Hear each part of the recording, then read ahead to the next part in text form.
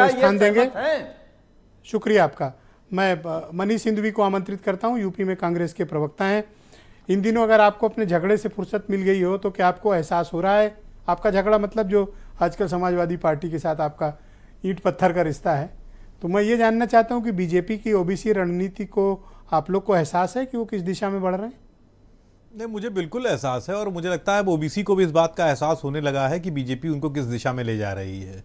2014 में ये सरकार, क्योंकि मुझे याद है 2009 में जो इनका वोट प्रतिशत था वो कहीं भी 17-18% के आसपास था, जो अचानक से बढ़कर 31 हो गया था। तो एकदम स्पष्ट था कि ओबीसी की बनाई हुई सरकार थी भाजपा की। 2019 में वो प्रतिशत बढ़ के 37 हुआ, ओबीसी ने और वोट दिया। लेकिन धोखे देखिए कहाँ से शुरू हुए। मैं केंद्र में सरकार की बात कर रहा हूँ, अगर यूपी में आएंगे तो यूपी में भी स्थिति यही है, क्योंकि यूपी में 2012 में इनको 16% वोट मिले थे, जो बढ़कर 17 में 39% पहुँच गए। तो वो वोट ओबीसी के थे, लेकिन ओबीसी को उम्मीद थी कि उसका मुख्यमंत्री बनेगा, नहीं बना। ओबीसी को उम्मीद थी कि डिसीजन मेकिंग में उसको शामिल किया जाएगा, ऐसा कुछ नहीं हुआ। इंतजार करते करते दिन बीत रहे हैं। आज की डेट में उत्तर प्रदेश में कितने जिले हैं आपको एहसास है, और कुल 15 जिलाधिकारी और जो एसपी हैं वो ओबीसी समाज से हैं। बाकी किस समाज के हैं आप दिखवा लीजिए। क्या कह रहे हैं? बाकी किस समाज से हैं आप दिखवा लीजिए। उत्तर प्रदेश के जो जिलों में डीएम और एसपी 15 हैं। 15-16 के आसपास एसपी होंगे, 15-16 के आसपास डीएम होंगे, ठीक है ना। 55 के आसपास सवर्ण हैं। सुनील साजन को तो पता ही नहीं थी ये बात। हाँ बोलिए। सवाल इस बात का है, आप लोक भवन दिखवा लीजिए, मुख्यमंत्री के अगल बगल जो डिसीजन मेकर्स हैं, यानी जो निर्णय लेते हैं, उनमें कितने ओबीसी हैं दिखवा लीजिए। कितने आईएएस आईपीएस में आप जाति ढूंढ रहे हो? नहीं, वो तो सब एक एग्जाम क्वालिफाई करके आते हैं, एक जैसे हैं सब। जाति भारत अगर जाति नहीं देखी जा रही तो ये लोग दिल्ली में बैठ के 2 दिन से कर क्या रहे हैं? ऐसा है, सुनिए एक बात बहुत स्पष्ट। आप चाहते हो ब्यूरोक्रेसी में भी जाति के आधार पर? मैं सिर्फ ये चाहता हूं कि सबको उनकी आबादी के हिसाब से रिप्रेजेंटेशन दिया जाए। अगर मैं आईएएस में जाति नहीं ढूंढ रहा हूं तो जिले का प्रभार ओबीसी को क्यों नहीं सौंपा जा रहा है? जिले का प्रभार दलित को क्यों नहीं सौंपा जा रहा है? क्या मेरे पर क्यों गुस्सा आ रहे हो भाई? उनसे पूछो किस सोच के तहत। हाँ। ये भाजपा है, ये डिसीजन मेकिंग में शामिल नहीं करेगी। ये डिसीजन मेकिंग में शामिल नहीं करेगी। आप देखिए ना, आप देखिए कि कुलपतियों में कितने ओबीसी कुलपति बनाए गए। जब देने की बारी आ रही है, जहां पर हम निर्णय ले सकते हैं, जहां पर हम ताकत में शामिल हो सकते हैं, तो वहां शामिल नहीं किया। आप भाजपा में जो इनर कोर, अब आप पॉलिटिक्स में आइए, आप ब्यूरोक्रेसी को छोड़ दीजिए, आप पॉलिटिक्स में आइए। योगी सरकार एक जाति की सरकार होकर कहने को योगी है और एक जाति की सरकार होकर रह गई है।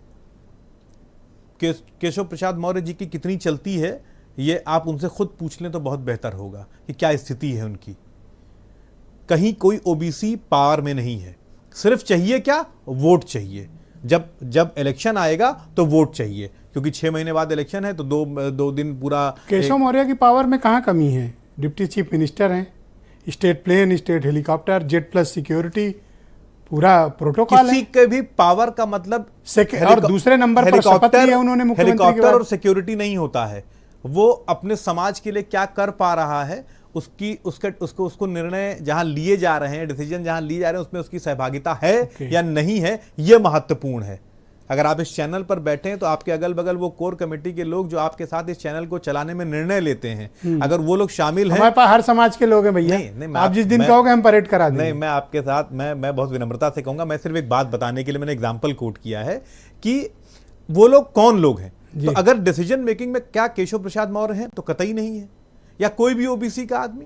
क्या कांग्रेस के लिए मुद्दा केशव प्रसाद हैं, या फिर कांग्रेस के लिए मुद्दा सिर्फ एक है? हम बार बार कह रहे हैं कि जिसकी जितनी संख्या है उस हिसाब से हिस्सेदारी दी जाए। हम बार बार कास्ट सेंसस की बात कर रहे हैं।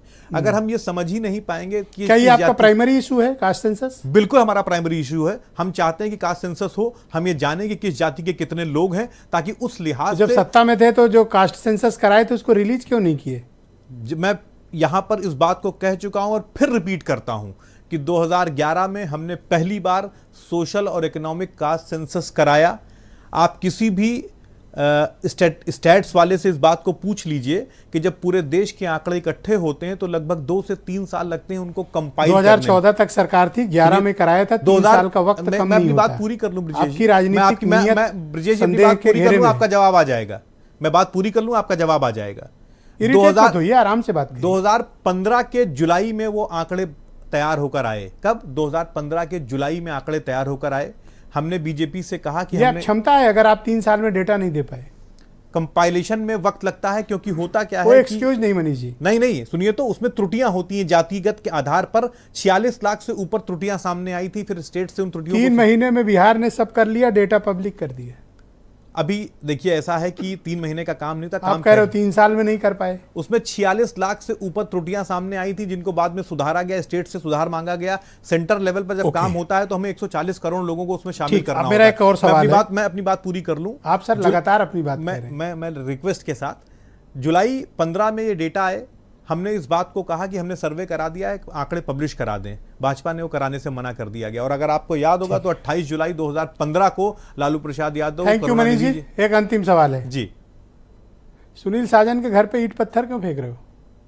नहीं, कतई नहीं, हैं? बिल्कुल पत्थर कल भी, आज सुबह भी पत्थर फेंके हैं आपने? नहीं, एकदम नहीं। ऐसा देखा है आपके अध्यक्ष ने? नहीं, सुनिए, मैं इस लोकतंत्र में हर आदमी को अपनी बात कहने का अधिकार है। सुनील साजन जी को अपनी बात कहने का अधिकार है, हमको अपनी बात कहने का अधिकार है। आप सिर्फ एक बात ये कहिए कि क्या